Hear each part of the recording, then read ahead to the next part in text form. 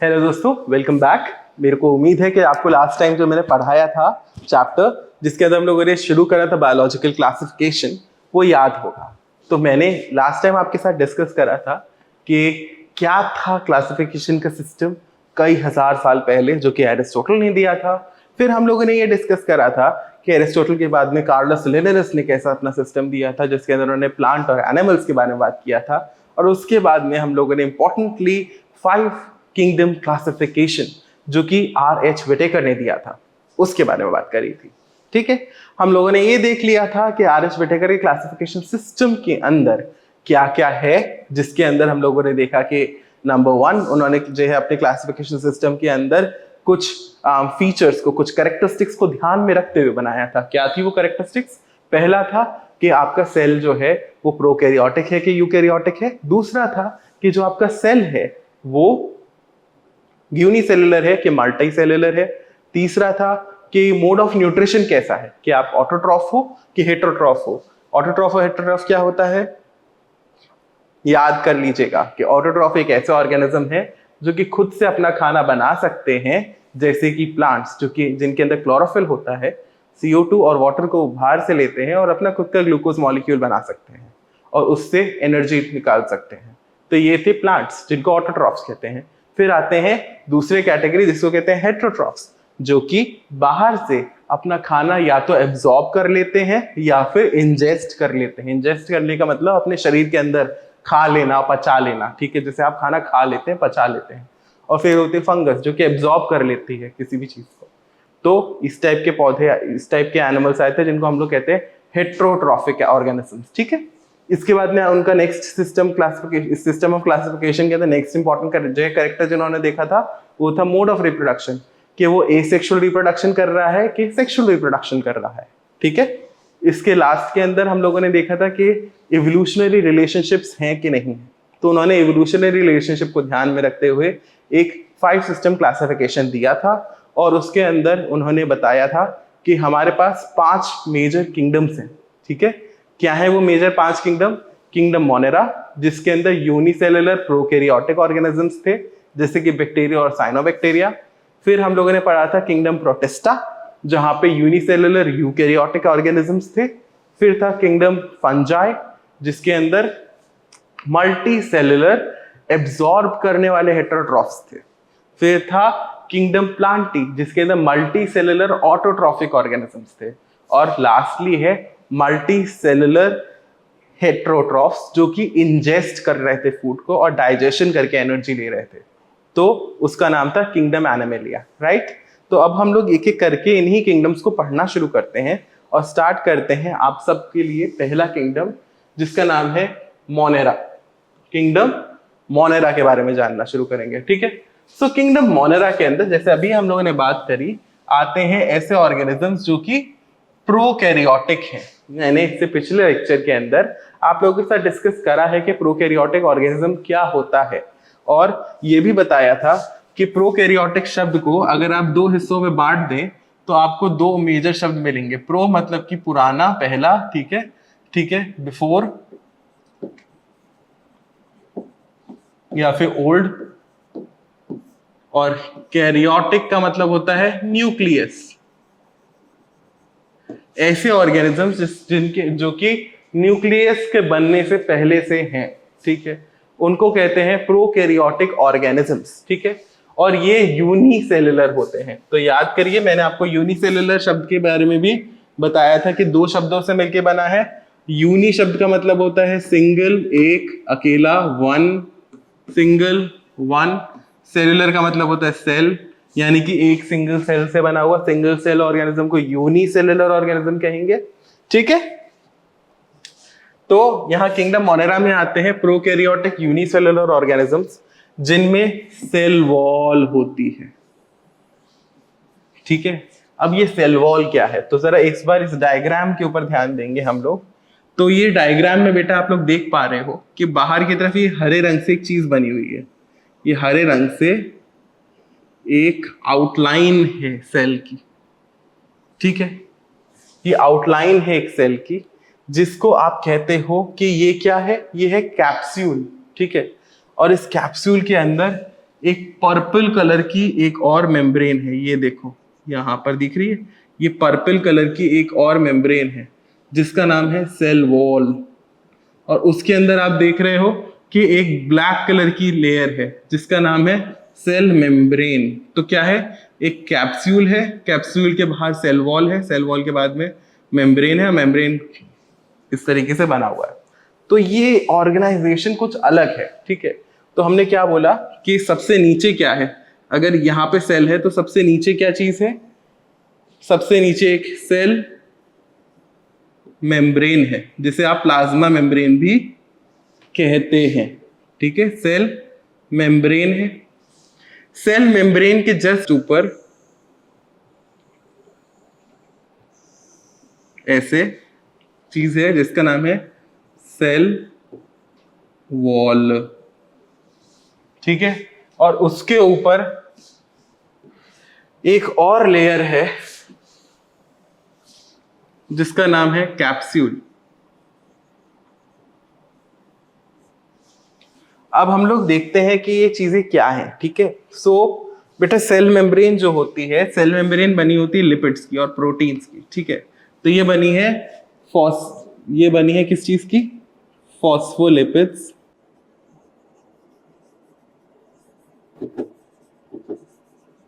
And proteins की बनी हुई है, राइट। सेल वॉल किस चीज की बनी होती है, सेल वॉल जो बनी होती है वो जो बैक्टीरिया के अंदर होती है, तो एक कंपाउंड होता है, एक चीज है, एक तत्व है जिसका नाम है पेप्टिडोग्लाइकैन। आप लोगों को ये याद रखना जरूरी है कि पेप्टिडोग्लाइकैन शब्द है जो कि आपके लिए बहुत ज्यादा इंपॉर्टेंट है। इस पे इतनी बार क्वेश्चन आ चुके हैं सारे आपके एग्जाम्स में, चाहे वो आपके बोर्ड के एग्जाम्स हो, चाहे वो कॉम्पिटिटिव एग्जाम्स हो, चाहे वो कोई भी इंपॉर्टेंट एग्जाम हो जिसका भी आप नाम सोच सकते हैं, उन सब में इसके ऊपर क्वेश्चन आ चुके हैं। तो ये एक बहुत ही इंपॉर्टेंट वर्ड है जिसका नाम है पेप्टिडोग्लाइकैन, ठीक है। जो आपकी सेल वॉल होती है ये बनी हुई होती है पेप्टिडोग्लाइकैन की।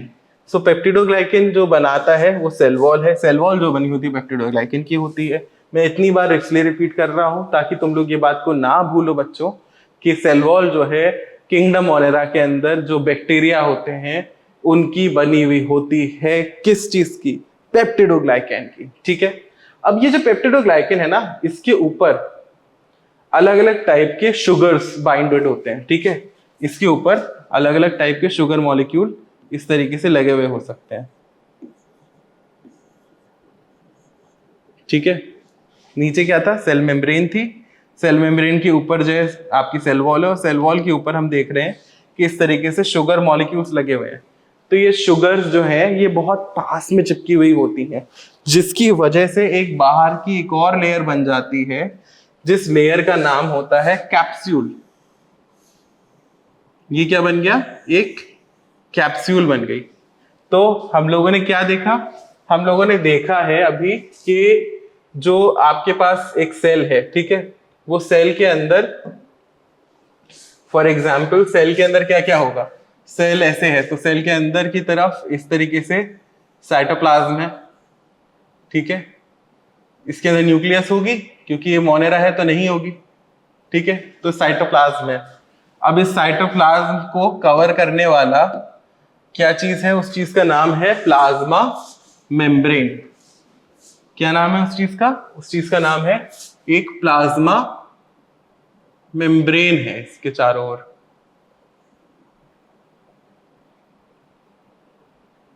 इस तरीके से एक प्लाज्मा मेम्ब्रेन है। इस प्लाज्मा मेम्ब्रेन के बाहर एक इंपॉर्टेंट सा स्ट्रक्चर है जिसका नाम क्या है, उसका नाम है सेल वॉल। सेल वॉल किस चीज की बनी हुई होती है, अभी मैंने आप लोगों को बताया एक बहुत ही इंपॉर्टेंट शब्द जो कि आपको भूलना नहीं है, उसका नाम है पेप्टिडोग्लाइकैन की बनी हुई होती है। इस पेप्टिडोग्लाइकैन के ऊपर की तरफ होता है एक लेयर और वो लेयर होता है जिसका नाम है क्या, उसका नाम है, इस शुगर से बना हुआ होता है। लेयर का नाम बताओ जल्दी से। लेयर का नाम है कैप्सूल। ठीक है, ये देखो हल्के रंग से बन रहा है, इस लेयर का नाम है कैप्सूल लेयर। ठीक है, ये करती क्या है, ये आपके बैक्टीरिया को एक बहुत ही ज्यादा प्रोटेक्शन देती है, प्रोटेक्टिव लेयर बनाती है। ये सबसे बाहर वाली जो लेयर है, सॉरी गाइस, सबसे बाहर वाली जो लेयर है इसका नाम क्या है, इसका नाम है कैप्सूल। कैप्सूल किस चीज का बना हुआ होता है, ग्लाइको काइलिक्स भी कहते हैं इसको। अगर आप कहीं कुछ बुक्स के अंदर पढ़ेंगे तो ग्लाइकोकाइलिक्स लिखा होगा। ये बना होता है, किस चीज का बना होता है, कार्बोहाइड्रेट का बना हुआ होता है, यूजुअली कार्बोहाइड्रेट्स का बना हुआ होता है। इसके अंदर एक लेयर है जिसका नाम है सेल वॉल। ये सेल वॉल किस चीज की बनी हुई होती है, एक बहुत ही इंपॉर्टेंट शब्द मैंने आपको याद दिलाया है अभी, पेप्टिडो ग्लाइकैन की बनी हुई होती है। ये चीज भूलनी नहीं है। और इसके अंदर जो एक और इंपॉर्टेंट लेयर है जिसका नाम है सेल मेम्ब्रेन। ठीक है, तो ये 3 मेन लेयर्स होती हैं जो कि किंगडम मोनेरा के जो सदस्य हैं, जो मेंबर्स हैं, जैसे कि बैक्टीरिया, साइनोबैक्टीरिया, इन सब के अंदर प्रेजेंट होती है। तो इन सब में ये 3 लेयर्स प्रेजेंट होती है। अब आपके दिमाग में एक सवाल आएगा कि क्या कोई ऐसा ऑर्गेनिज्म हो सकता है जिसके अंदर इनमें से कोई लेयर एब्सेंट हो सकता है? बिल्कुल हो सकता है, क्योंकि बायोलॉजी है और ये दुनिया है, दुनिया में कुछ भी हो सकता है। ठीक है, तो देखिए हम लोगों ने देख लिया कि प्रोकैरियोटिक सेल है, यूनिसेलुलर है। हमने देखा कि सेल वॉल है उसके अंदर जो कि पेप्टिडोग्लाइकैन की बनी है। अब ये एब्सेंट हो सकती है। एब्सेंट किसके अंदर होती है, माइकोप्लाज्मा में। माइकोप्लाज्मा एक ऑर्गेनिज्म है जो कि एकदम यूनिसेलुलर है। ठीक है, प्रोकैरियोटिक है, तो इसके अंदर जो जेनेटिक मटेरियल है यहाँ बीच में पड़ा हुआ है उसका। ठीक है, बाकी का बहुत ही सिंपल ऑर्गेनिज्म है, आराम से डिवाइड करता है, यूनिसेक्सुअल है, यूनिसेलुलर है, इस तरीके से है। बस सेल मेम्ब्रेन है उसके पास, सेल मेम्ब्रेन है उसके पास। ये एक माइकोप्लाज्मा है। ठीक है, इस माइकोप्लाज्मा का पुराना एक और नाम है जो कि अब बहुत लोग नहीं याद रखते, but just for extra information मैं आप लोगों को बता देता हूँ। कोई मतलब नहीं है इस चीज को याद रखने का, याद रख लो बढ़िया, नहीं तो मत रखना। इसका और नाम है प्लूरो न्यूमोनिया लाइक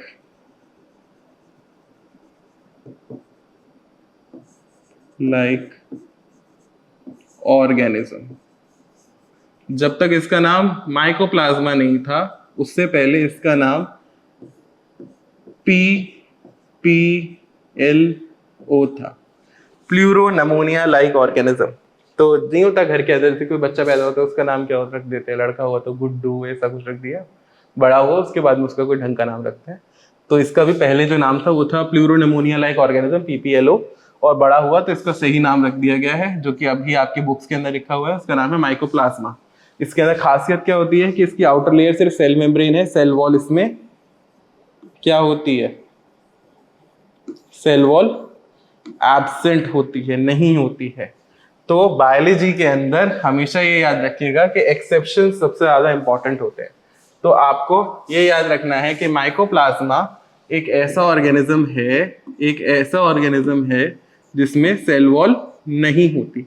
तो ये एक इंपॉर्टेंट एग्जाम्पल बन जाता है हमारे लिए सबसे। और फिर आप पूछोगे कि आपने ये बता दिया कि ये यूनिसेलुलर ऑर्गेनिजम्स हैं, आपने ये बता दिया कि प्रोकैरियोटिक ऑर्गेनिजम्स हैं, आपने ये भी बता दिया कि प्रोकैरियोटिक है तो इसका सेलुलर ऑर्गेनाइजेशन कैसा है कि अंदर साइटोप्लाज्म है जिसमें जेनेटिक मटेरियल ऐसे ही रखा हुआ है, क्योंकि प्रोकैरियोट है तो न्यूक्लियस नहीं है इसके अंदर, जैसे हमने देखा।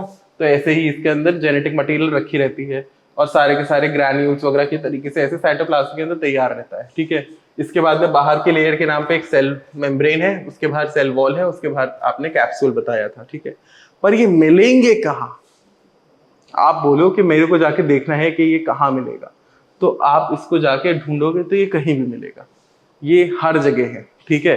बैक्टीरिया हवा में भी है, बैक्टीरिया जमीन पर भी है, बैक्टीरिया पानी में भी है, बैक्टीरिया जहां आप सोच सकते हो वहां है। आप सोचो कि मैं हिमालय पर्वत के एकदम एक्सट्रीम कंडीशन में चला जाऊं जब बहुत तेज ठंड है, -डिग्री टेम्परेचर है, वहां पे भी बैक्टीरिया है। एंटार्क्टिका के अंदर चले जाओ जो कि दुनिया का एक तरफ छोर है, वहां पे माइनस के अंदर टेम्परेचर है, वहां पर भी बैक्टीरिया प्रेजेंट है। आप सोचो कि मैं ज्वालामुखी के अंदर चला जाऊं, ज्वालामुखी के आसपास चला जाऊं, वहां बैक्टीरिया नहीं होगा क्योंकि बहुत तेज गर्मी होती है, तो बैक्टीरिया वहां पर भी है। तो ये खासियत है किंगडम मोनेरा की कि दे आर फाउंड एवरीवेयर। क्या खासियत है किंगडम मोनेरा की कि ये हर जगह है, ठीक है। जहां ढूंढो वहां है ये, ठीक है। जहां ढूंढोगे वहां पर होंगे ये किंगडम मोनेरा के लोग, ये सब जगह है। किंगडम मोनेरा हर जगह है, found everywhere, even in the extreme environment, ठीक है। Even in the extreme environment का मतलब चाहे कहीं कितनी भी ज्यादा ठंडी हो या कितना भी ज्यादा गर्मी हो, ये हर जगह है। तो इसलिए किंगडम मोनेरा एक इंपॉर्टेंट किंगडम है पढ़ने के लिए, क्लासिफिकेशन करने के लिए ऑर्गेनिजम्स का, क्योंकि ये ऑर्गेनिजम्स हर जगह हैं, ठीक है। तो अगले किंगडम पे जाके इसी किंगडम को और पढ़ते हैं। तो भाई अब आता है कि भाई ये दिखते कैसे हैं, ठीक है। आपने बोला कि मुझे ये पता चल गया कि ये ऑर्गेनिजम्स हर जगह हैं। तो नेक्स्ट सवाल आता है कि आपने बोला ठीक है हर जगह है, हम ढूंढेंगे। तो ढूंढने के लिए आपको मेरे को बताना पड़ेगा ना, मैं आपको बताऊंगा कि ये दिखता कैसा है, ठीक है। सो दिखने के अंदर ये किसी भी शेप के हो सकते हैं, ठीक है। सो शेप्स जैसे नंबर 1 कोकाय, कोकाय प्लूरल है, एक से ज्यादा होगा तो कोकाय कहेंगे, और अगर सिंगुलर है, सिंगुलर मतलब एकाकी, एक अकेला है, तो बोलोगे कोकस। क्या कहोगे? कोकस कहोगे। अगर कोकस है, ठीक है, तो कोकस का मतलब होता है गोल, गोल गोल अगर बैक्टीरिया है तो उसको कहोगे कि ये कोकस है, ये है कोकाय, क्योंकि मैंने बहुत सारे बनाए हैं, तो ये है कोकाय, COCCI, कोकाय मतलब स्फेरिकल, ठीक है। शेप क्या लिखते हैं? स्फीयरिकल, स्फीयर का मतलब समझते हैं, दुनिया जैसे गोल होती है वैसे ही स्फीयर गोल होती है, ठीक है। तो स्फीयरिकल अगर है तो उसे कोकाय कहोगे। अगर ये रॉड शेप्ड है, ठीक है, तो जैसे बैसिलस कहते हैं, बैसिलाई,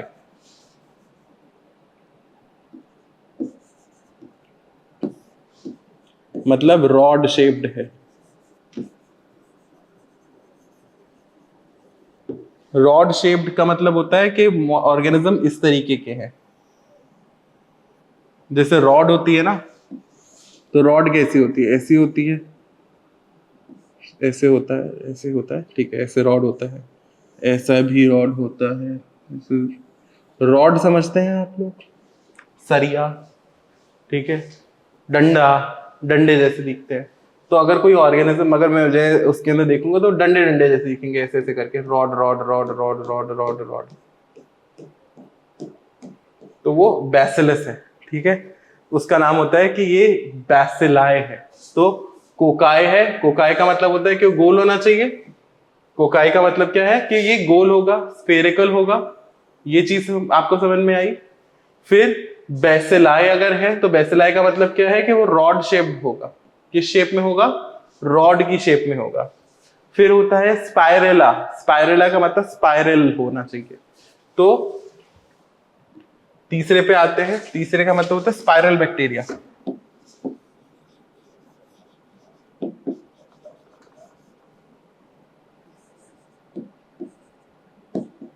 ठीक है। स्पाइरेला का मतलब होता है कि अगर बैक्टीरिया स्पाइरल है, स्पाइरल का मतलब कि जैसे कि अगर तुम किसी चीज को लेके ऐसे ऐसे घुमा दो, ठीक है, घूमा हुआ, इस तरीके से घूमा घूमा बने, तो स्पाइरल बैक्टीरिया अगर है इस तरीके का, तो उसे कहेंगे कि ये एक स्पाइरला है शेप इसकी बैक्टीरिया की। और अगर बैक्टीरिया फोर्थ कैटेगरी के अंदर आ जाते हैं, जिसका नाम है विब्रियो। विब्रियो, तो विब्रियो कैसा दिखेगा? कॉमा शेप दिखेगा, इस तरीके से दिख रहा है। अगर बैक्टीरिया का शेप ऐसा है कॉमा जैसा, जैसे आप इंग्लिश के अंदर लिखते हो कोई भी चीज तो कॉमा लिखा होता है ना, कोई भी चीज, जैसे कि व्हाट यू से, नेम, प्लेस, एनिमल, तो कॉमा लिखते हो, तो कॉमा की शेप का है, मुड़ा हुआ है, तो उसको विब्रियो कहेंगे। ठीक है, तो हम लोगों ने क्या क्या देखा? कोकाय देखा। तो कोकाय जो होता है, कोकाय कैसा होता है? सर्कुलर या फिर स्फेरिकल।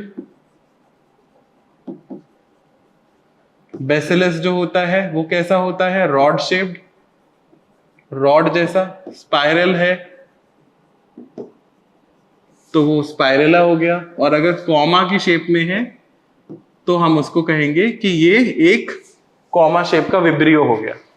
अभी ये डिफरेंट टाइप की शेप के जो बैक्टीरिया हैं, जो डिफरेंट टाइप की शेप के मोनेरेंस हैं, मोनेरा किंगडम के, किंगडम मोनेरा के मेंबर्स को, किंगडम मोनेरा के मेंबर्स का नाम भी है। जैसे अगर आप दिल्ली से हैं तो आपको डेलियाइट कहते हैं, ठीक है। आगरा से कहते हैं तो आगराइट कहते हैं, ठीक है। कानपुर से है तो कानपुरिया कहते हैं, ठीक है। तो मोनेरा है तो मोनेरियन कहेंगे इसे, ERA, ए के आगे एन लगा दो, ठीक है। मोनेरा, मोनेरियन, ठीक है, मोनेरियन कहेंगे। तो जितने भी मोनेरियंस होते हैं उनकी क्या क्या शेप हो सकती है? कि वो कोकाई हो सकता है, बेसिलाई हो सकता है, स्पिरिला हो सकता है, और विब्रियो भी हो सकता है। अब ये जितने भी कोकस और बैसिलस और स्पिरिला और विब्रियो है, इन सब के अंदर न्यूट्रिशन के दो मोड्स हैं, ठीक है। दो मोड्स क्या है? कि ये ऑटोट्रॉफिक भी हो सकते हैं और हेटेरोट्रॉफिक भी हो सकते हैं। ऑटोट्रॉफिक और हेटेरोट्रॉफिक का मतलब मैंने बताया है आपको। हम एक बार फिर से देखते हैं कि ऑटोट्रॉफ क्या होते हैं। सो ऑटोट्रॉफ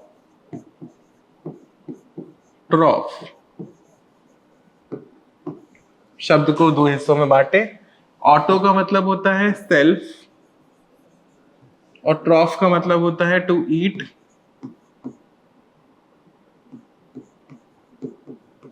या फिर फीडिंग। खुद स्वयं खाने वालों को कहते हैं ऑटोट्रॉफ। और ये ऑटोट्रॉफ की फैमिली के अंदर अगर आप बोलोगे तो दो टाइप के ऑटोट्रॉफ हो सकते हैं। एक होता है फोटो ऑटोट्रॉफ, और एक होते हैं कीमोट्रॉफ,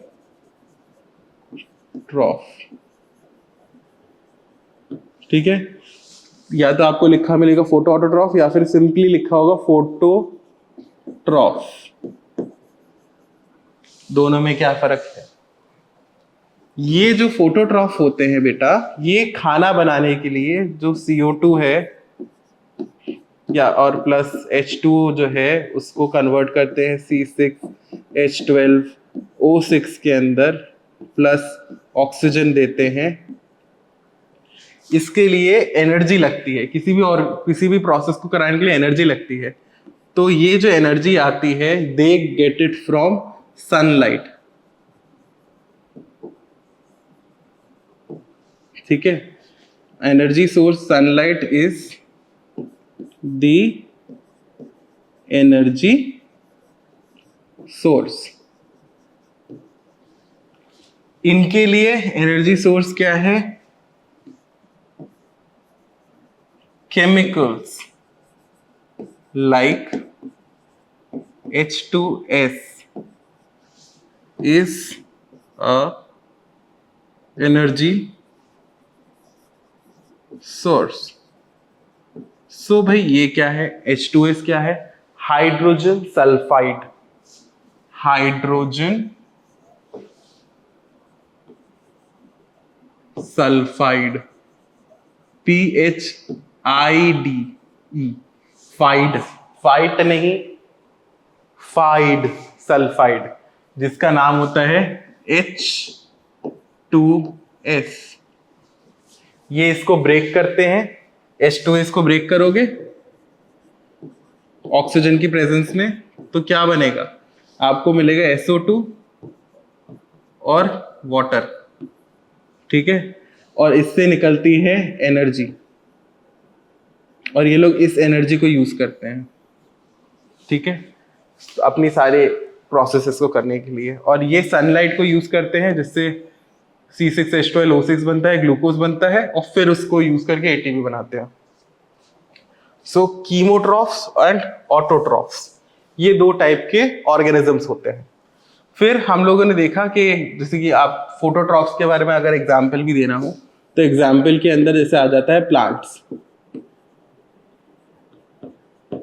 यहां पे क्या आएगा, मिथेनोजेंस। मिथेनोजेंस क्या होता है, आपने कभी सुना है एक चीज होती है, गैस होती है जिसका नाम होता है मीथेन। मीथेन एक करके गैस होती है बच्चा, जो मीथेन गैस है CH4 करके गैस होती है, मीथेन करके गैस है। मीथेन गैस जो होती है ये एक्चुअल में कहा जाता है इट्स अ क्लीन फ्यूल, एक साफ ईंधन है। ईंधन समझते हैं, जैसे आपकी गाड़ी चलती है या आपके घर के अंदर गैस आती है तो जिससे खाना बनता है, तो जो गैस आती है तो उसके अंदर जो है धुआं उठता है, या लकड़ी जला के खाना बनाओगे तो धुआं उठता है जिसकी वजह से पोल्यूशन होता है। बट मीथेन एक ऐसा फ्यूल है जिसको जब जलाते हैं तो सिर्फ क्या बन सकता है, CO2 और वाटर। तो ये एक बहुत ही क्लीन फ्यूल है, इससे एनवायरनमेंट को कोई हानि नहीं होती है। तो हम लोग जिस चीज को कहते हैं मीथेन, ये एक क्लीन फ्यूल है।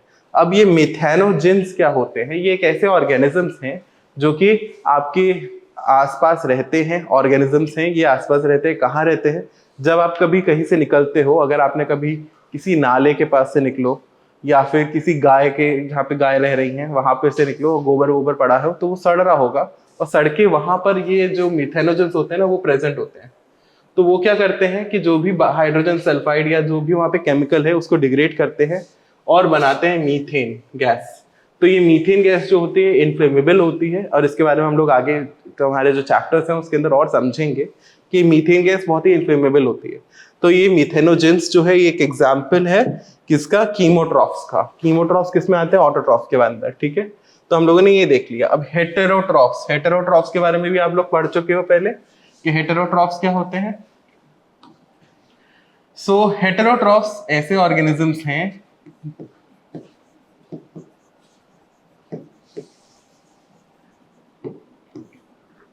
जिसका फिर से दो हिस्सा होगा। ट्रॉफ का मतलब होता है टू ईट और फीड, और हेट्रो का मतलब होता है डिफरेंट या फिर नॉन सेल्फ। जो चीज हमसे अलग हो उससे अगर हम खाना लेके खा रहे हैं तो वो हेटेरोट्रॉफ है, ठीक है।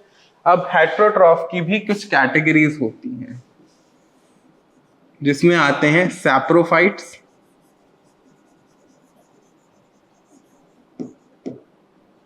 सेप्रोफाइटिक, पैरासाइटिक एंड होलोट्रॉफ्स, ठीक है। क्या क्या है, सैप्रोफाइट्स हैं, पैरासाइट्स हैं, होलोट्रॉफ्स हैं। सैप्रोफाइट्स के बारे में से शुरू करते हैं। सैप्रोफाइट क्या होता है, कंज्यूम्स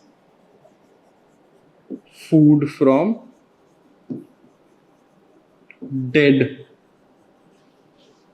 एंड डिकेइंग मैटर। जैसे कोई जानवर मर गया, ठीक है, या कोई पेड़ का पत्ते नीचे पड़े हैं जो है वो मर चुके हैं, ठीक है, चीजें डेड है, डिके हो रही है, डिके मतलब सड़ रहा है। कोई चीज मरा हुआ है या सड़ती हुई चीज पे जो चीज उगती हैं और वहां से अपना खाना लेती हैं तो उनको कहते हैं कंज्यूम्स फूड फ्रॉम, फूड नहीं उसे न्यूट्रिशन लिख देते हैं, चलो। इस शब्द को न्यूट्रिशन लिख देता हूं, जो कि ज्यादा सही अप्रोप्रिएट शब्द है। यहाँ पे consumes nutrition from dead and decaying matter. कोई चीज सड़ रही है, उस पे से जो चीजें जो है खाना लेती हैं, जैसे कि आपने देखा है आपके रूम जो है घर पे आपने ब्रेड खरीदा और ब्रेड रखा हुआ है।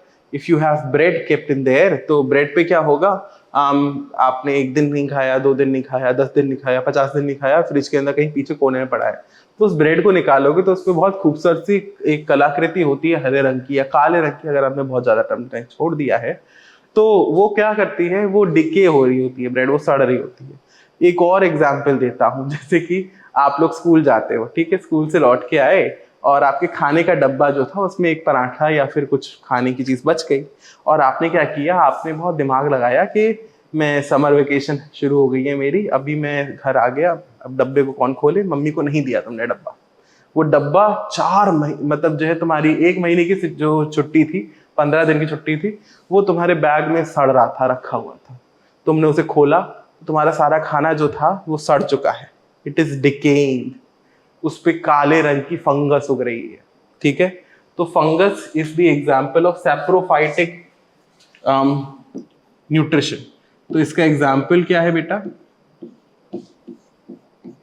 फंगस, ठीक है, फंगस इसका एक एग्जाम्पल है।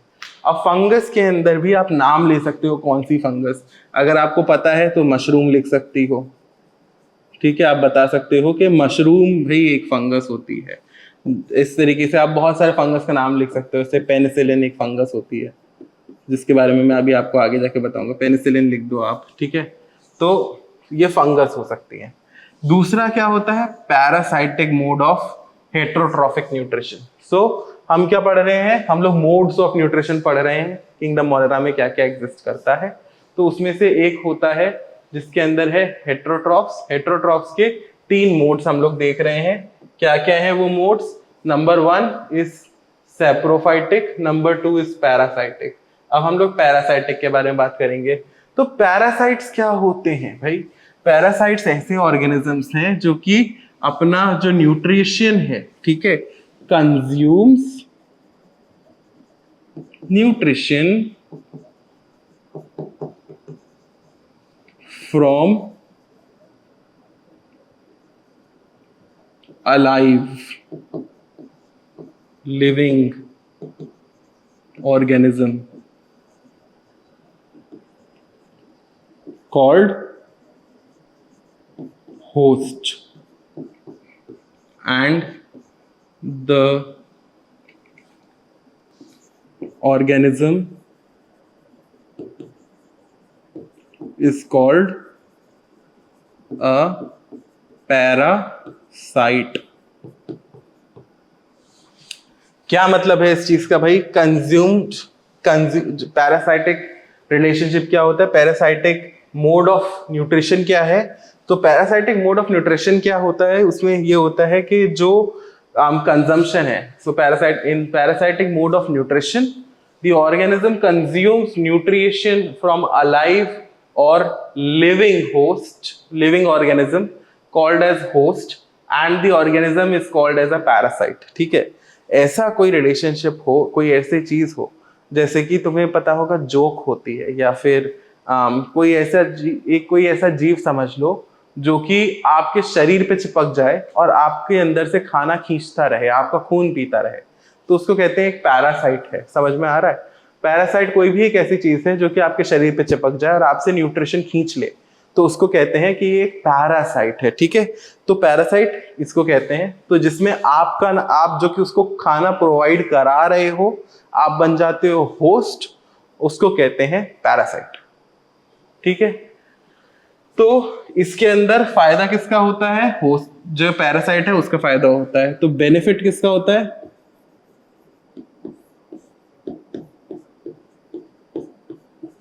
पैरासाइट का होता है। लॉस किसका होता है, होस्ट का होता है। इस टाइप के बॉन्ड को क्या कहते हैं, पैरासाइटिक मोड ऑफ न्यूट्रिशन, ठीक है। तो हम लोगों ने देखा कि क्या क्या हम लोगों ने देख रहे हैं, हम लोग अभी देख रहे हैं कि हेटेरोट्रॉफ्स जो होते हैं, जो कि ये रहे, हेटेरोट्रॉफ के मोड ऑफ न्यूट्रिशन क्या है। तो हेटेरोट्रॉफ के अंदर 3 मेजर मोड ऑफ न्यूट्रिशन है, एक है सैप्रोफाइटिक, एक है पैरासाइटिक, एक है होलोट्रॉफिक। हम लोगों ने देखा है कि सैप्रोफाइटिक न्यूट्रिशन क्या होता है, जब कोई चीज मर चुकी है या सड़ रही है, जैसे आपका पराठा जो कि आपने 1000 साल पहले अपने डब्बे में छोड़ दिया था गर्मियों की छुट्टियों के अंदर, जिसको आप खोल के देख रहे हो तो उसमें फंगस उग रही है, या फिर एक ऐसी ब्रेड जो कि आपके फ्रिज के कोने में कहीं रखी हुई थी उस पर फंगस उग रही है, तो वो चीज को कहते हैं सैप्रोफाइटिक मोड ऑफ न्यूट्रिशन। तो वो किसी सड़ती हुई चीज से अपना जो फूड को एब्जॉर्ब करके ले रही है, तो उसको कहेंगे सैप्रोफाइटिक मोड ऑफ न्यूट्रिशन। फिर आता है पैरासाइटिक मोड ऑफ न्यूट्रिशन, जिसके बारे में हमने समझा कि ऐसा मोड ऑफ न्यूट्रिशन जिसके अंदर जो ऑर्गेनिज्म है जिससे खाना लिया जा रहा है। हेटेरोट्रॉफ का मतलब होता है ना कि जो नॉन सेल्फ, किसी और से हम खाना ले रहे हैं, तो इस कंडीशन में, पैरासाइटिक कंडीशन में, हम लोग किसी जिंदा चीज से खाना ले रहे हैं और खाना खाए जा रहे हैं, तो उस जिंदा चीज को कहते हैं कि ये होस्ट है। तो यही मैंने यहाँ पे बताया, parasitic mode of nutrition, in parasitic mode of nutrition the organism consumes nutrition from a alive or a living organism called as host, and organism itself is called as a parasite। ठीक है, ये खुद एक parasite कहलाएगा। इसमें benefit किसका होता है? पैरासाइट का होता है। नुकसान किसका होता है? होस्ट का होता है। ये बात यहाँ तक समझ में आ गई। अब हम चलते हैं आखिरी और सबसे इंपॉर्टेंट टाइप के अंदर, जो कि है हेटेरोट्रॉफिक का एक इंपॉर्टेंट हिस्सा, होलोट्रॉफ्स। ठीक है, हम लोग इस पे चलेंगे। अभी हम लोग ने क्या क्या बोला उस चीज को देखते हैं। हम लोगों ने बोला कि हम पढ़ रहे हैं हेटेरोट्रॉफ्स। हेटेरोट्रॉफ्स में हम लोगों ने पढ़ लिए सैप्रोफाइट्स, सैप्रोफाइटिक। ठीक है, दूसरा हम लोगों ने पढ़ा पैरासाइटिक,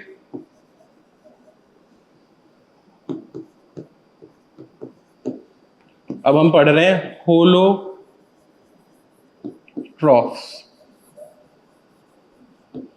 होलोट्रॉफ क्या है? ठीक है, अभी तक पैरासाइटिक पढ़ लिया, मोड ऑफ न्यूट्रिशन, ये मोड ऑफ न्यूट्रिशन है। ठीक है, हम लोग मोड ऑफ न्यूट्रिशन पढ़ रहे हैं।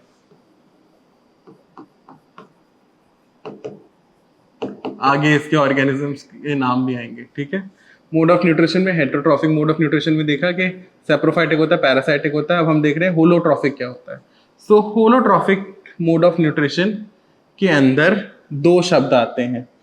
होलो, होलो का मतलब होता है कंप्लीट या फिर होल, होल या फिर कंप्लीट, पूरा, संपूर्ण चीज को निगल जाना, खा जाना।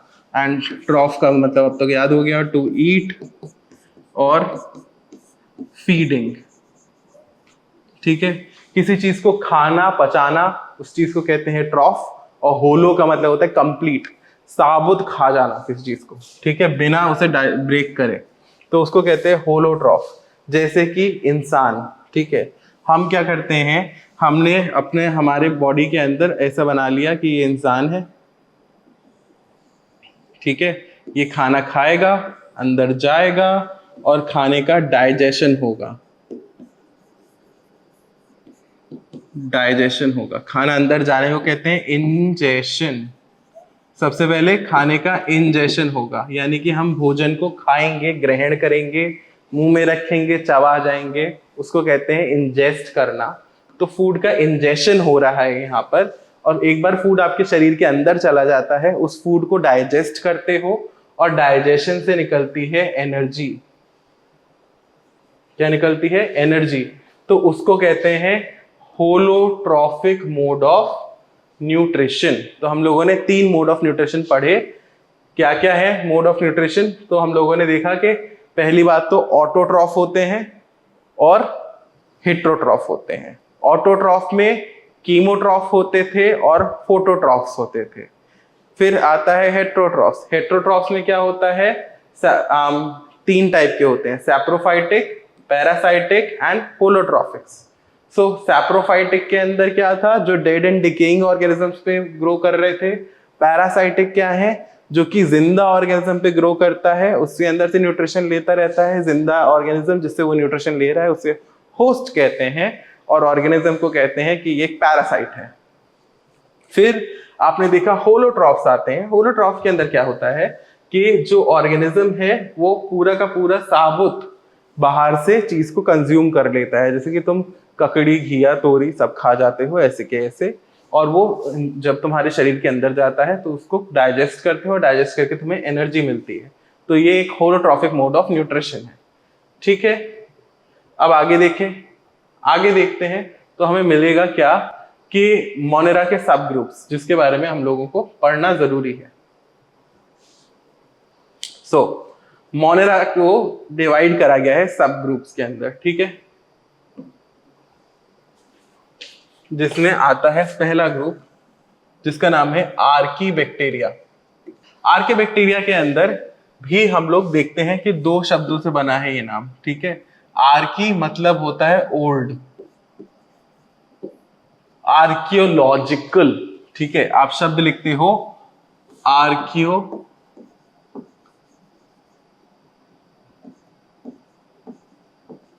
आर्कियोलॉजिकल कहते हैं ना, आर्कियोलॉजिकल डिपार्टमेंट, पुरातत्व विभाग। तो आर्कियो का शब्द का मतलब होता है पुराना, ओल्ड, पुराना, या फिर ओल्ड, या फिर हिस्टोरिक। तो उसको कहते हैं कि ये आर्कियो है। आर्कियो मतलब आर्कियोलॉजिस्ट, आर्कीबैक्टीरिया। तो ओल्ड, प्री हिस्टोरिक, हिस्टोरिक चीज को कहते हैं आर्की। ठीक है, सो यहाँ पे हम लोग लिख सकते हैं कि आर्कीबैक्टीरिया का मतलब क्या है, ओल्डर बैक्टीरिया। बैक्टीरिया जो आज की तारीख में है उनके दादाजी हैं ये। ठीक है, तो ओल्ड बैक्टीरिया कहते हैं इनको। और ये कहाँ रहते हैं, तो आपको अगर पता हो तो ये चीज होती है, थोड़ा सा साइंस की हिस्ट्री के अंदर जाते हैं, थोड़ी सी पृथ्वी की हिस्ट्री पे जाते हैं। तो आज की तारीख में जितना खूबसूरत आपको ये दुनिया दिखती है कि झरने हैं, नदियां हैं, समुंदर हैं, पृथ्वी है, और जहाँ पे पहाड़ हैं, मैदान है, खूबसूरती है, सब चीजें हैं। ठीक है, फूल पौधे पत्ते सब कुछ है। तो ये हमेशा से ऐसा नहीं था। करोड़ों साल पहले, करोड़ों अरबों साल पहले ये दुनिया जो थी वहां पे हर जगह जो है लावा था, हर चीज जो है गर्म थी, टेम्परेचर जो एवरेज टेम्परेचर 100 डिग्री के ऊपर था, और हर जगह सल्फ्यूरिक एसिड और एसिड की एसिड बरसता था। तो उस जमाने के अंदर, उस टाइम के अंदर जो इकलौती लाइफ जो प्रेजेंट थी वो थी आर्कीबैक्टीरिया। उस टाइम में बैक्टीरिया थे। तो आज भी ये बैक्टीरिया पाए जाते हैं, बट वहीं पाए जाएंगे जहां पे उस जमाने जैसी चीजें हों, जैसे कि एक्सट्रीम कंडीशंस, एक्सट्रीम हैबिटेट के अंदर ये मिलेंगे। जैसे कहाँ पे मिलेंगे, आपने कभी सुना है हॉट स्प्रिंग्स के बारे में?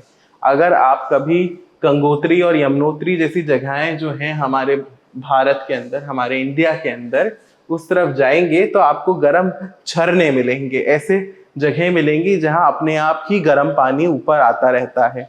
अब ये कैसे आया, तो भाई जो जमीन है इस तरीके से, जमीन के जस्ट नीचे की तरफ जो आप, जहां पे आप चलते हो ये जगह है। ठीक है, आप यहाँ हो, ठीक है, आप ऐसे हो, यहाँ पे आपकी जमीन से बहुत नीचे यहाँ पर लावा होता है।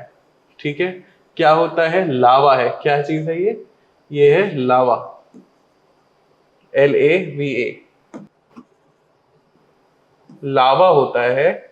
और लावा क्या करता है, ये बहुत ज्यादा गर्म होता है, इट इज वेरी हॉट। और आपको पता है अंडरग्राउंड वाटर क्या होता है, समझते हैं, जमीन के नीचे पानी भी होता है। तो आपकी जमीन के नीचे जहां से आप सबमर्सिबल या हैंड पंप लगा के पानी निकाल पाते हैं, वो पानी यहाँ पे होगा, यहाँ पे पानी है वो। तो बेटा कभी कभी क्या होता है कि कुछ जगह पे ये जो पानी है वो इसके जो लावा है, जो लावा था, इस लावा के बहुत पास होता है। ये पानी लावा के बहुत पास होती है और लावा पानी के बहुत पास होता है। तो उसकी वजह से ऐसी जगहों पे आपको देखने को मिलेगा कि कुछ कुछ जगह पे ऐसे पानी जो होता है सरफेस पे निकलता है। ठीक है, पानी सरफेस पे निकलता है और ये पानी बहुत ज्यादा गर्म होता है, एक्सट्रीमली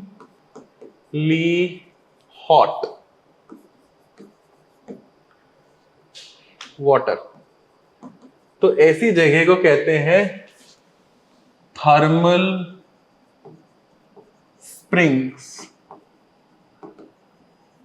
ठीक है, हॉट स्प्रिंग्स आपकी बुक्स में लिखा होगा, हॉट स्प्रिंग गर्म जगह है जहां पे पानी बहुत गर्म मिलता है, उस चीज को कहते हैं हॉट स्प्रिंग। ठीक है, तो ये हम लोग हॉट स्प्रिंग्स के बारे में बात कर रहे हैं। हम लोग बात कर रहे हैं आपके फेवरेट नए दादाजी के बारे में, जो कि बैक्टीरिया के दादाजी हैं, आपके नहीं।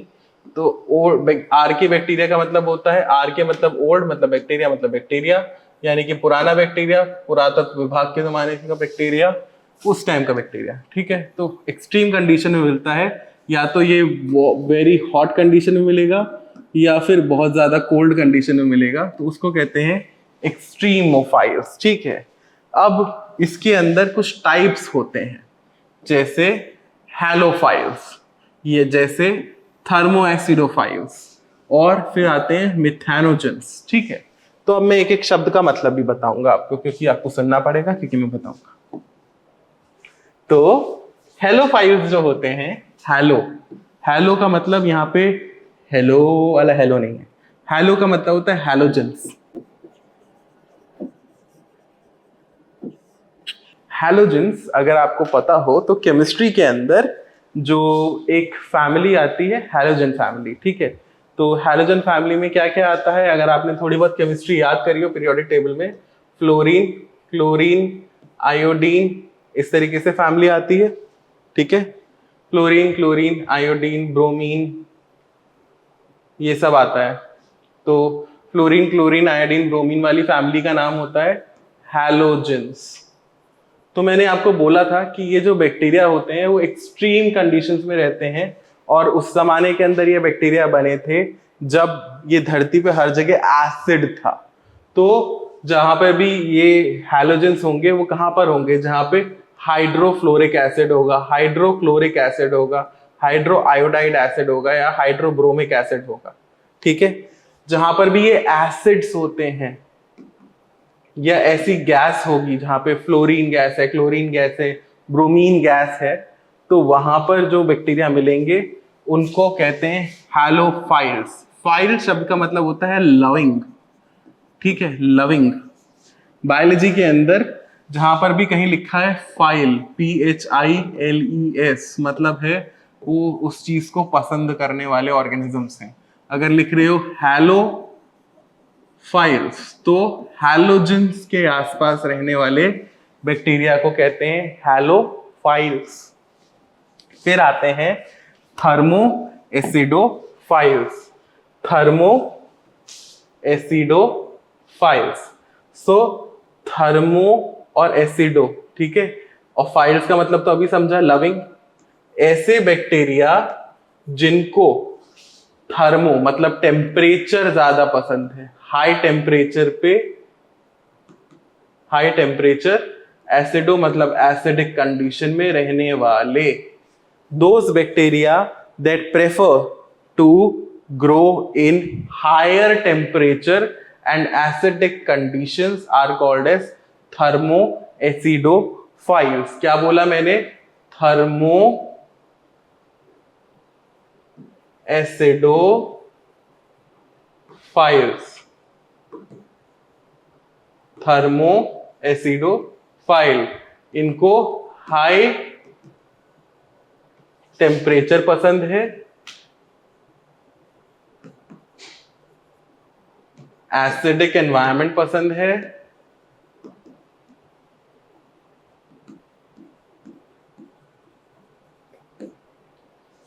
ठीक है। ये दो चीजें जिनको पसंद है उनका नाम है थर्मो एसिडोफाइल्स। ठीक है, फिर इसके बाद में एक और कैटेगरी आती है इनकी, जिसको कहते हैं हम लोग मीथेनोजेंस। अभी मैंने आप लोगों से बात करी है कि मेथेनोजेंस क्या होते हैं। सो मिथेनोजेंस है यहाँ पे। तो शब्द को बीच से दो हिस्सों में काटो। एक शब्द है मीथेनो, मतलब मीथेन बनाने वाले। क्या बनाने वाले, मीथेन बनाने वाले। और जेंस का मतलब generating, generating those bacteria that generates methane. Methane क्या है? मीथेन के बारे में मैंने बताया, methane is a clean fuel and क्या करता है मीथेन? मीथेन का फुल जो है फॉर्मूला होता है CH4। CH4 को अगर ऑक्सीजन के प्रेजेंस में कंबशन करोगे तो बनेगा CO2 एंड H2O। कुछ भी कचरा नहीं बना, सब कुछ सब एज इट इज एनवायरमेंट में चला गया। ठीक है, तो ये होते हैं मीथेनोजेंस। ठीक है, अभी इनका एक unique cell wall body composition होता है। क्या होता है? एक यूनिक सेल वॉल कॉम्पोजिशन होती है। And then there is these next category, this is called as the eubacteria. अब हम देखेंगे eubacteria. So eubacteria के अंदर क्या होता है? ये आर्के बैक्टीरिया तो पुराने जमाने के बैक्टीरिया हो गए। यू बैक्टीरिया के अंदर एक रिजिड सेल वॉल है। क्या है? एक रिजिड सेल वॉल है। ये एक प्रोकैरियोटिक सेल की एक रिजिड सेल वॉल है इनके पास, और जिसके अंदर एक घूमने फिरने के लिए फ्लैजेला भी है। क्या है? यू बैक्टीरिया के अंदर एक रिजिड सेल वॉल है और इनके पास घूमने फिर ये एक रिजिड सेल वॉल हो गई, और घूमने फिरने के लिए इनके पास एक फ्लैजेला भी होता है। ठीक है, फ्लैजेला अगर मोटाइल है, मोटाइल शब्द यहां पे आ गया, तो क्या मोटाइल का मतलब ये मोटे हैं? नहीं, मोटाइल शब्द का मतलब होता है हैविंग द एबिलिटी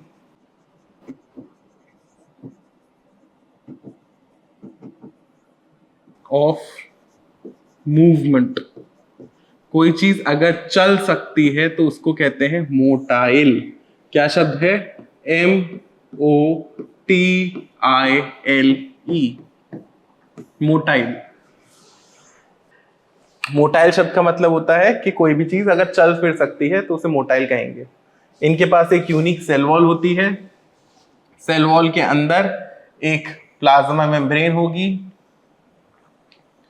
और उस प्लाज्मा मेम्ब्रेन के अंदर इनका जेनेटिक मटेरियल होगा जो कि यहाँ पे होता है। बाकी के सारे इनका जो भी फंक्शन करने के लिए जो कुछ भी चीजें नेसेसरी हैं वो अंदर होती हैं सेल्स के। ठीक है, सो हम लोग यही देख रहे हैं। तो इनका एग्जाम्पल क्या है? साइनोबैक्टीरिया। साइनो शब्द, साइनोबैक्टीरिया, साइनो सायान कलर से आया है, तो there is a colour called cyan colour, CYAN, cyan colour. देखता हूं अगर मैं यहाँ पे तुम्हारे लिए वो कलर बना सकूं। अगर बना लिया तो तुम्हारी किस्मत अच्छी है। जैसे यहाँ पे ये हरा सा रंग आ गया, और अगर मैं इसके ऊपर नीले रंग को सुपर इम्पोज कर पाऊं तो ये जो रंग बना, ये रंग देख पा रहे हो तुम लोग? तो ये जो रंग है, इस कलर को कहते हैं सायान कलर।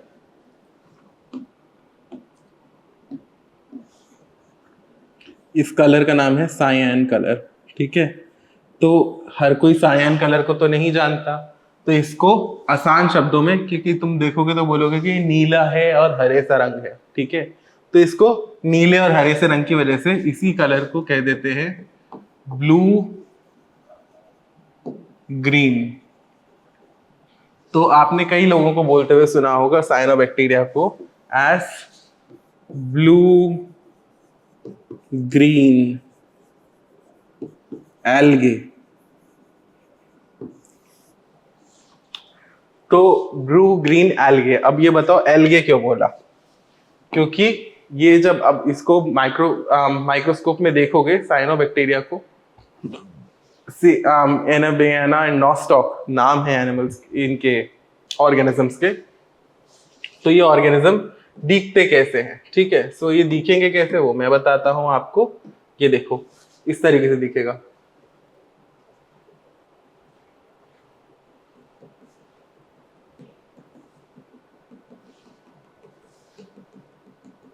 देख रहे हो? Dot dot dot dot dot dot dot dot dot dot dot dot dot dot dot dot dot, इस टाइप का दिखता है ये। ठीक है, और इस तरीके से इसके अंदर ऐसे सेल वॉल होती है, और क्योंकि ये ब्लूइश ग्रीन कलर का दिखता है तो इसका नाम पड़ गया क्या? कि तुम हो ब्रू, इसका नाम पड़ गया ब्लू ग्रीन एल्गे, ठीक है, और ओरिजिनल नाम है सायनो बैक्टीरिया, क्योंकि ये फिलामेंट जैसा दिखता है, एक लंबा तारनुमा स्ट्रक्चर है, जो कि अभी आगे पढ़ोगे कि एल्गे के अंदर भी सेम ऐसे स्ट्रक्चर दिखता है। तो आप समझ जाओगे कि ये जो स्ट्रक्चर है, इसको इसलिए नाम दिया कि ये ब्लू ग्रीन एल्गे कहलाएगा, इसलिए इसका नाम पड़ा है कि ये ब्लू ग्रीन क्या है, ये ब्लू ग्रीन एल्गी है, इसलिए इसका नाम ब्लू ग्रीन एल्गे पड़ गया। इसके अंदर ब्लू ग्रीन एल्गी के अंदर अब आपको एक चीज पढ़नी है, अगर आपको ढूंढनी पड़ेगी, मैं अभी नहीं बताऊंगा, मैं नेक्स्ट लेक्चर के अंदर बताऊंगा, जब मैं किंगडम प्लांटे शुरू करूंगा तब। एक एडेड एडवांटेज, इसके अंदर एक स्पेशल सेल होता है, ठीक है, जो कि इसका बहुत इंपॉर्टेंट फंक्शन कराता है। आप लोगों का काम है इसको ढूंढना कि कौन सा सेल है वो, ठीक है, आपको ढूंढना है इस सेल का नाम। एक इंपॉर्टेंट स्ट्रक्चर होता है जो कि एक बहुत ही इंपॉर्टेंट फंक्शन कराता है साइनोबैक्टीरिया में, हमें वो ढूंढना है, ठीक है। सो आगे बढ़े, आगे देखते हैं।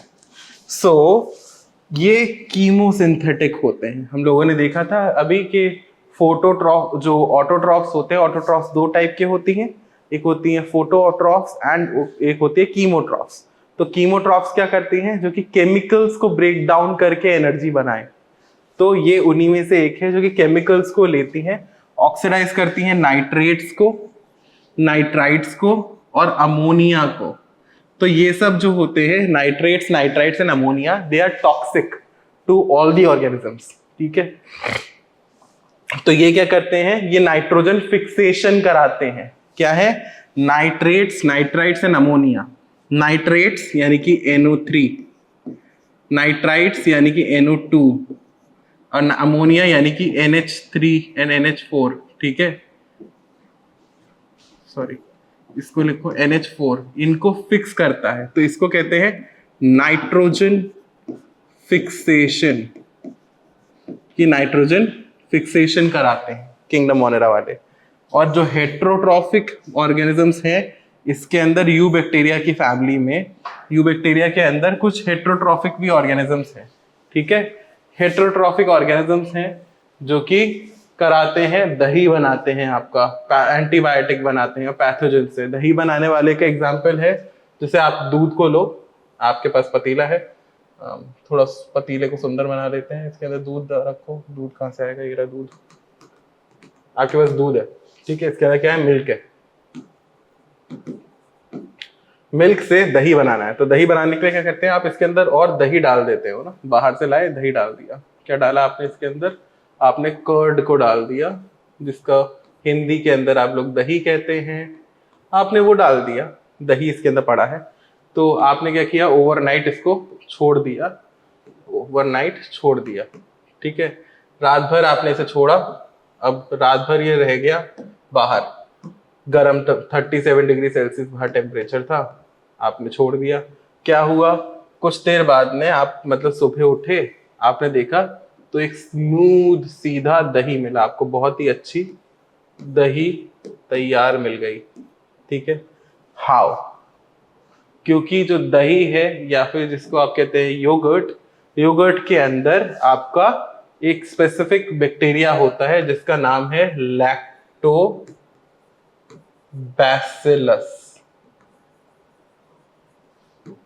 क्या नाम है, लैक्टोबैसिलस। लैक्टोबैसिलस के अंदर लैक्टो शब्द का मतलब क्या होता है, मिल्क, और बैसिलस अगर याद हो तो मैंने अभी बताया था रॉड शेप्ड बैक्टीरिया को, रॉड शेप्ड बैक्टीरिया को कहते हैं लैक्टोबैसिलस, ठीक है। एंटीबायोटिक्स भी बनाने वाले बैक्टीरिया इसी कैटेगरी में आते हैं, पैथोजेंस भी आते हैं, यानी कि जितने भी बैक्टीरिया आप जानती हो वो इसके अंदर इसी कैटेगरी में आते हैं, ठीक है। आगे बढ़ते हैं, यहां तक हम लोगों ने मोनेरा के सब ग्रुप्स पढ़े। अब मोनेरा रिप्रोडक्शन कैसे कर सकता है, तो रिप्रोडक्शन के लिए जानने के लिए आपको थोड़ा सा ये याद रखना जरूरी है कि there is asexual reproduction. So binary fission होगा, क्या होगा? Binary fission.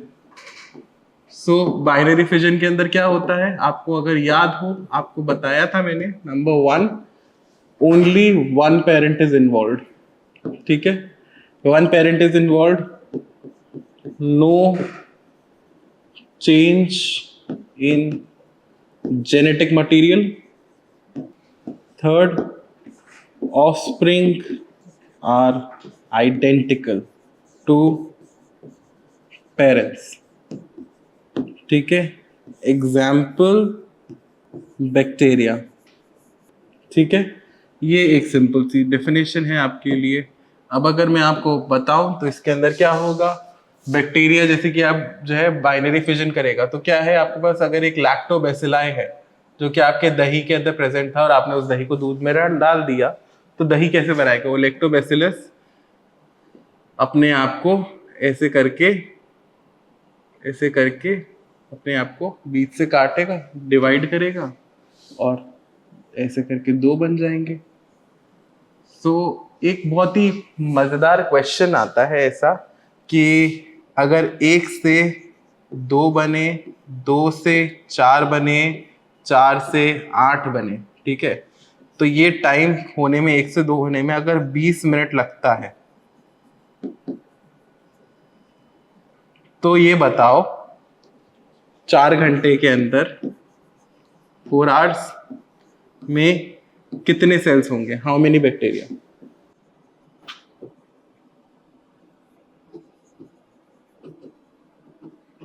ये सिंपल सा क्वेश्चन है। तो क्या कैसे पता करोगे? अगर 20 मिनट में एक डिवीजन हो रही है और 4 घंटे के अंदर तुमसे पूछा जा रहा है कितने होंगे, एक सेल अगर डाला है तो 4 घंटा मतलब 4 hours into 60 minutes, 4 into 6 is 240।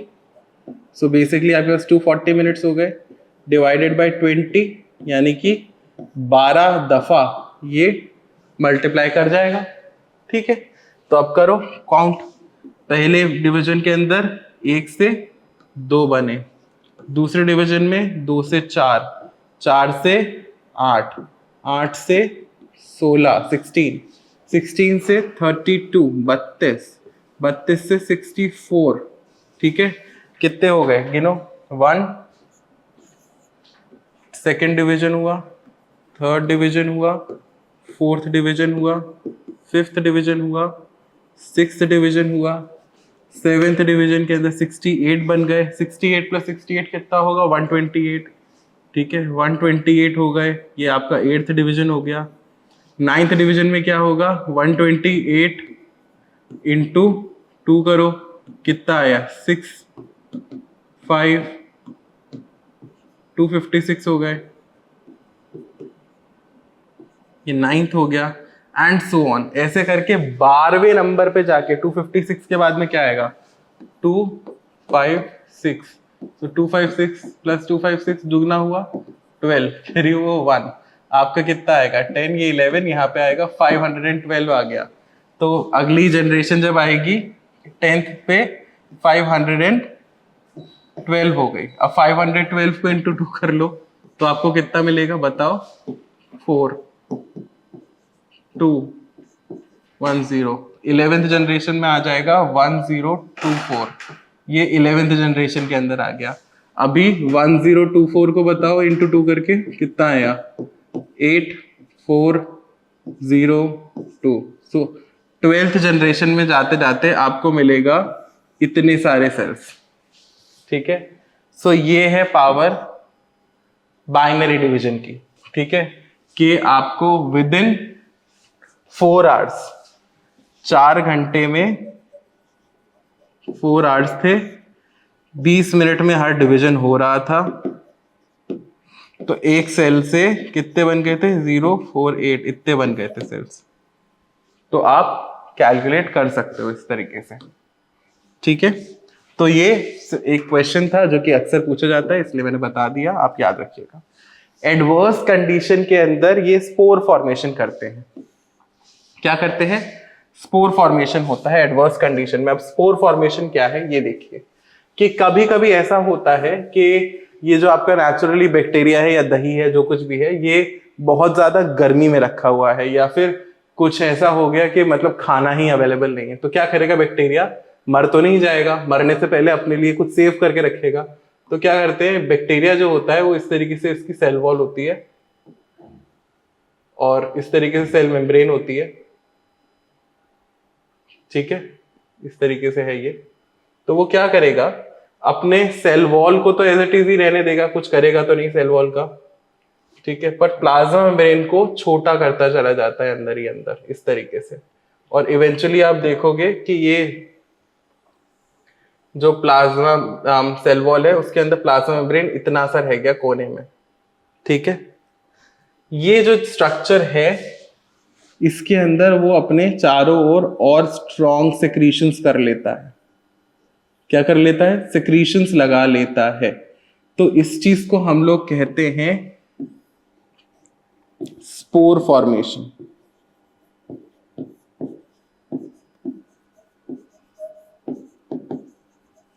ठीक है, इसे कहते हैं स्पोर फॉर्मेशन। और बैक्टीरिया के ऐसे स्पोर्स का नाम होता है एंडोस्पोर्स। ये बहुत अच्छा मेथड है अगर किसी ऑर्गेनिज्म को बहुत एडवर्स कंडीशंस के अंदर जिंदा रहना है। एंड यही एक तरीका है जिसकी वजह से बैक्टीरिया इतने हजारों करोड़ों साल से इस धरती पे जिंदा है, ठीक है। तो endospores is a method through which these bacteria multiplies and sustain themselves in adverse conditions।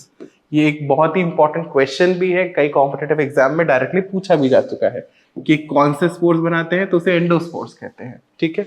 इसके अंदर जेनेटिक एक्सचेंज करने की भी क्षमता होती है बैक्टीरिया के अंदर। तो आप लोग आगे जाके 12th स्टैंडर्ड में भी पढ़ोगे कि जेनेटिक एक्सचेंज जो है कॉन्जुगेशन के थ्रू हुआ था। सो क्या होता है कि इससे तुम्हारे पास ये एक बैक्टीरिया है, यहाँ पर येलो कलर से बना देते हैं, एक और बैक्टीरिया मैं यहाँ पे बना रहा हूं पिंक कलर से, ये देखो। जब दो बैक्टीरिया आसपास होते हैं तो ये लोग एक बहुत ही मजेदार स्ट्रक्चर बनाते हैं जो कि ट्यूब लाइक स्ट्रक्चर होता है। एक बैक्टीरिया ने दूसरे बैक्टीरिया से कॉन्जुगेशन कर लिया तो उसको कहते हैं पिलाए, PILLI। इसको पिल्ली मत पढ़ना, पिलाई ही पढ़ते हैं, ठीक है। तो ये जो स्ट्रक्चर है इसकी वजह से कुछ डीएनए जो होता है इधर से इधर आएगा, यानी कि येलो वाले बैक्टीरिया से रेड वाले बैक्टीरिया में चला गया और रेड वाले बैक्टीरिया से कुछ इधर आ गया। तो क्या हो रहा है यहाँ पे? इसेंशियली जेनेटिक मटेरियल का ट्रांसफर हो रहा है, मटेरियल एक्सचेंज कर लिया इन लोगों ने। अब आप ये देखो, जेनेटिक मटेरियल एक्सचेंज हो गया, ये कॉन्जुगेशन हुआ, ये एक तरीके का सेक्सुअल मोड ऑफ रिप्रोडक्शन नहीं कहलाएगा, क्योंकि यहां पर हमारे पास दो इंडिविजुअल हैं जो कि इन्वॉल्व हैं, दो डिफरेंट बैक्टीरिया, ये बैक्टीरिया नंबर 1, बैक्टीरिया नंबर 2 जो कि साथ में इन्वॉल्व थे, और इनके अंदर जो जीन्स का एक्सचेंज हो रहा है। तो अब जो भी बैक्टीरिया बना उसके अंदर वो एकदम सेम नहीं आपके पेरेंट्स जैसा, तो वो डिफरेंट है। तो ये एक टाइप का सेक्सुअल मोड ऑफ रिप्रोडक्शन माना जाता है जिसका नाम है कॉन्जुगेशन, ठीक है। लास्टली माइकोप्लाज्मा, जिसके बारे में हमने पहले भी डिस्कस करा था। माइकोप्लाज्मा एक ऐसा ऑर्गेनिज्म है जो कि हमेशा एक्सेप्शन की तरह गिना जाएगा किंगडम मोनेरा के अंदर, क्योंकि इसके अंदर सेल वॉल नहीं होती, स्मॉलेस्ट सेल्स होते हैं, सबसे छोटे हैं, and can survive even without oxygen. तो ये एक बहुत ही इंटरेस्टिंग एक्सेप्शनल केस बन जाता है when it comes to kingdom Monera का रिप्रोडक्शन, ठीक है। तो आप इन पॉइंट्स को ध्यान रखेंगे। क्या क्या पॉइंट्स देखे हम लोगों ने कि किंगडम मोनेरा के जो ऑर्गेनिजम्स होते हैं वो asexual mode of reproduction use करते हैं, नंबर 1। दूसरा, एडवर्स कंडीशन में स्पोर फॉर्मेशन भी कर सकते हैं, और अगर उनको कोई सूटेबल आसपास बैक्टीरिया मिलता है तो वो जेनेटिक एक्सचेंज कर सकते हैं and might choose to go with the sexual mode of reproduction, ठीक है। एंड एक एग्जाम्पल जो कि माइकोप्लाज्मा है यहाँ पर, जो कि हर केस के अंदर एक एक्सेप्शन की तरह आप पढ़ोगे कि इसके अंदर सेल वॉल नहीं होती, सबसे स्मॉलेस्ट सेल्स होती हैं, and can also survive without oxygen, even when there is no oxygen it can survive. तो ये कुछ इंपॉर्टेंट पॉइंट्स थे अबाउट किंगडम मोनेरा के रिप्रोडक्शन के बारे में।